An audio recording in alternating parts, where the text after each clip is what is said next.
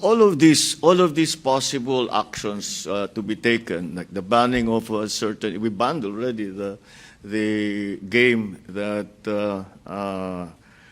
yung shooters sa Tacloban were apparently avid players of. So we're looking to, you see, here's the problem. The problem is that yung mga ganon, I'm sure all of you have seen on these games and how they're played. It desensitizes killing and violence. Kasi laro lang naman eh. Kasi kahit na mabaril yan sa game, bumaril ka ng 50 tao, nabubuhay pa naman yan eh. So it desensitizes the kid. Now, it's not really that big a deal to shoot somebody. And that's really, for me, the problem. Where on the other side of that question is whether we should lower the age of to ano liability. yeah, but no, they're even talking down to 12 years old. I'm not sure how that will work. If we have to study it further. Yung mga ating mga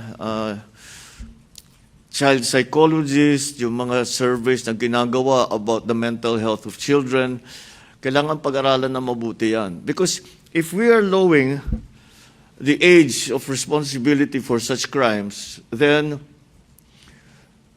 it would imply that children have changed from before.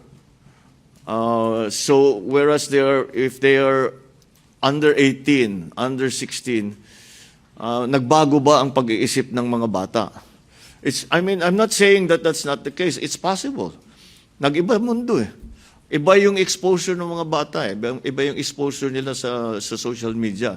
Eh, nung lumalaki ako, wala namang ganyan eh. So maybe that has an effect. We're not sure.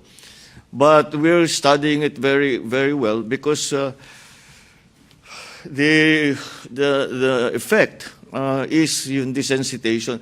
That's also the lowering the sexualization of young people has the same effect. The complete availability of pornography. And look, we all have they talk about this site and that site. And nalagay lang, are you 18 or not? A 5-year-old can answer that properly, di ba? So what kind of test is that? So when it comes to sex and violence, there really is an effect. The social media really has had an effect. But what that effect truly is something that's not as easy to answer as perhaps some of the other issues. So that requires some not further study, further study, but some of the opinions of our experts who make it their life's work to study the psychology of children, the effect of social media on children, and their actions that they do when they are not playing those games. So patuloy lang ang ating gagawin. But of course, when it is clear that a certain game or a class of games are responsible for the desensitization of our children to violence, then yes, I think we should ban them, and we will ban them.